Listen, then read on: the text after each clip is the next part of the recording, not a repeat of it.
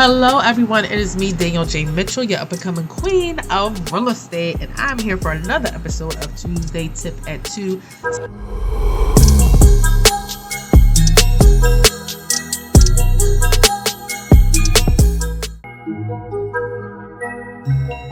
Hey, everybody. Hey, everyone. It is me, Danielle J. Mitchell, queen of real estate, social media extraordinaire, and I'm here for today's and this week's Tuesday Tip at 2. Listen. If you don't know, I'm a PA licensed realtor, and I service Philadelphia and the surrounding suburbs, Montgomery County, Delaware County. But hey, I'm not limited to that. So if you live or you're targeting to live in some other counties that's near those as well, Bucks County, Chester County, I can help you as well. But listen, I need to let you know how to contact me, okay? Go to book.djmrealty.co. Again, that is book.djmrealty.co. If you are interested buying, selling, investing, all of the above, you need to go there because it's going to help you be able to get in contact with me. Okay. If that's what you need to do right now, do it. In this video, we're going to talk about home buying. Listen, it is March. We are halfway through March. We are quickly approaching the spring market, unofficially. And this is the time where people are assessing and are absolutely trying to get their ducks in a row. So I'm going to give you 5 things that you need in order to be ready to buy a home. 5 things that you need that will let you know that you are ready to buy a home. Listen, this is still continuing our series really with housing trends. The housing trend right now is that spring market is coming. It's approaching and people want to know what they need to do. How do I get started? Maybe you need, I'm talking to you, a refresher course in how to get started in the home buying process. Maybe somebody you know needs a refresher course on what they need to get started in the home buying process. So all of you who are first-time home buyers, or even if you're a second-time home buyer and you're just like, I'm not sure, it's been a while since I had to do the process, I'm here to help you.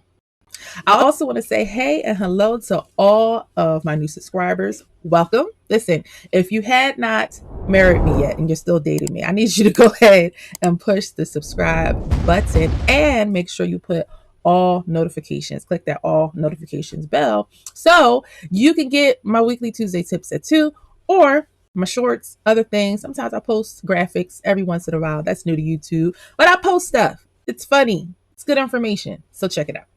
Now let's get into it. A lot of times when starting the home buying process and trying to figure out what you need, it's like, what do I start with? Okay. Even if you know you need to get a pre-approval, do you do that first? Right. And even if you know that you need to get a realtor, you're like, all right, but I need to get my pre-approval before I get a realtor. What do I do?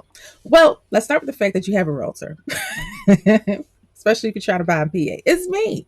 You have me. Okay. So even if you don't come with a pre-approval, I and most realtors will certainly, I don't know if I can even say most. I'm going to be honest, guys, because I've heard of people being turned down.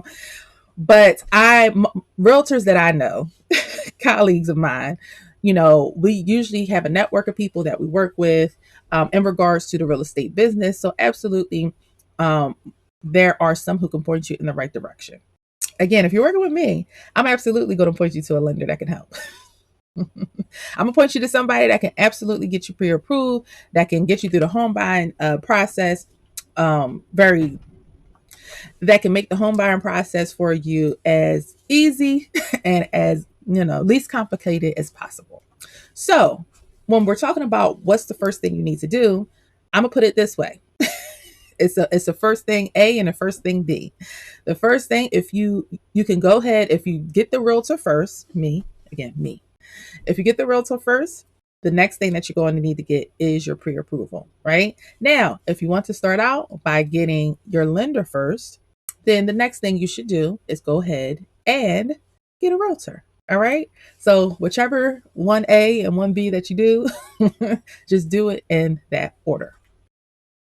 But the main thing to knowing and understanding if you're ready to buy a home is really all about knowing if you can potentially qualify for getting pre-approved unless you're using cash. Now, we all know that cash is king, but most of us do not have cash, a wad of cash in our savings account, or at least not enough to buy the type of house that we're looking for. So we're going to need to finance it, right? So when you're thinking about, am I ready to buy a house? Number one, you need to make the decision that you're ready to buy a house. You need to make sure that you have the time to go through the process of buying a house. And then once you have solidified that you're ready to go, the other things that will make sure that you know you're ready. Number one, your credit. Where's your credit at? What's your credit doing? Oftentimes I get phone calls and I start to ask a lot of these preliminary questions. If I get people who have not been pre-approved yet, but they want to, are interested in buying it, and they find me first. One of the first questions I'm gonna ask is, where's your credit? And there are a lot of times where people answer this question with no answer. Okay. It often comes with the, I don't know. And it's like, but you got to know. You have to know, because that's the first start. That's the first start, and helping me to help you. So knowing your credit score. Now, where does your credit score need to be? 620. 620 is the sweet spot. You want your credit score to be at 620. Now, for FHA loans, okay, which is a type of loan, you can be as low as 580. But let me tell you something. Many lenders, some may allow you to get a loan for 580. Not all lenders will, depending on what mortgage brokers you go to or what bank you use.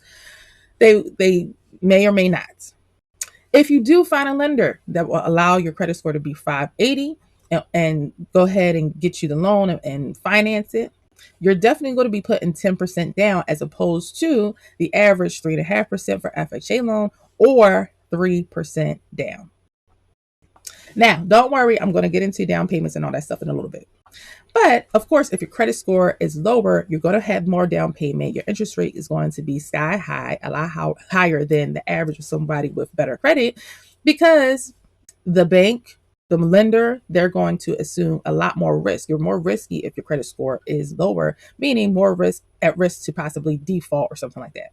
Now, if you're a first-time home buyer, or even if you're a second-time home buyer, there are first-time home buyer programs out there for you. I've talked about them previously before, such as the PHFA Fit program or K-Flex.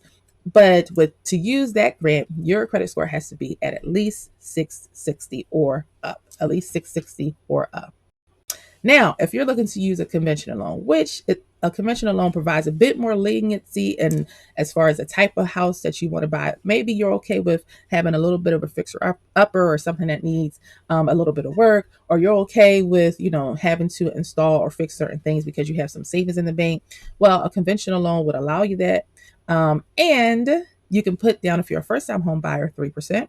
If you're not a first-time home buyer, you can put down 5%. But for that type of loan, your credit score needs to be 660, depending on the lender, or 680. You need to be in that 660, 680 range, depending on the lender and their specific guidelines. So, concrete, at minimum answer, I say start with 620. Now, of course, the higher your credit score, the better. Next, what do we need? Savings. You got to have a couple of dollars, okay? Down payment, you need to have the couple of dollars to be able to pay for your down payment and your closing costs, okay? Now, your closing costs, it includes all transfer taxes, all fees associated with title searches and deeds and paperwork and loan officer stuff, all of the above. Included in the closing costs is going to be the down payment for your mortgage. That is included. So I typically say at your closing costs will, if you're putting down 3.5% or 3%, it's about 10% of the purchase price on average. So for example, if you're getting a $300,000 house, likely your closing costs are going to come in somewhere about $30,000. So there are ways for you to get help towards your closing costs if you feel as though, hey, I definitely have nowhere near enough for my closing costs if I'm looking for whatever price range house. Of course, the higher the sell price of a home, the higher it's going to go up. So if you go up to $500,000, then you likely need $50,000 towards your closing costs. Now, grants and typically grants and seller's assist, they're definitely going to offer, depending on how much you get in seller's assist, depending on how much you get in grant money, it usually can take down your closing costs to at the very least half or more. So keep that in mind. So, like I said, I gave the example of $300,000 needing 30,000, probably with grants and things of that nature. You can absolutely chop that closing cost in half. So that's the more realistic number. So if it's a $3,000 house, maybe you just need 10 to 15,000 actually saved as opposed to the full $30,000. Now, like I said, the more the higher the better. It's just the same with credit. The more savings you have, it's always great. But there are ways around it. You can get seller's assist and couple that with grant help. You need to make sure, is that number 3? I don't know what number I'm on, but you need to make sure that you have at least 2 years of consistent work history, and not just work history, but within the same field, and not just work history, but within the same field. So if you transfer jobs, let's say, you quit one job and a week later you transfer to another job that's the same industry or type of position, that's absolutely fine. Also, if you're a salary employee, that's absolutely fine. Now, if you're one who works hourly, get paid by the hour, you need to make sure that you had consistent hours. I believe for most lenders, a full 52 weeks. So if you're saying that I work full time and I work 40 plus, you need to have been working 40 plus for, I believe, at least a good 52 weeks. Now, I can help you with a lender who will tell you if you're an hourly person and will clarify your situation. But lenders get a little tricky sticky when it comes to hourly employees. So if you are doing hourly, you want to make sure that you are working consistently, you're using your sick days, all that good stuff. Because once they see, 51 weeks of 40 plus, and then you do 1 week, 36 hours, 30 hours, it can be a little problem. But at least 2 years of consistent work history. Now, if you were in school, they do include that within your work history. So if you're a student coming out of, college or something like that, whether a young adult student, older adult student, you've been going to school, they absolutely do include that in your work history as well. So that's it. That's what you need. That's how you can qualify yourself and make sure that, hey, I'm ready. I'm good to go. I have these things working for me. I'm currently working. I have my work history. I have the credit. I got some savings, at least, enough for the type of home and area that I want to live in. I have the time to do it because you got to have time, or I'm able to make time to do it. And my mind is made up on me wanting to start and go through with the process. And of course, realtor, lender, that's interchangeable. But once you have those core things, you're good to go. And if you are good to go, you know what you need to do. You need to go to book.djmrealtyco.com. Again, that's book.djmrealtyco.com. And you need to schedule a consultation. Okay, let's talk about it. Let's get you started on your home buying process. Listen, remember, there is no place like home. No place like home buying. And I'm going to talk to you guys next week for an all new Tuesday tip at 2. Thanks for watching. Bye.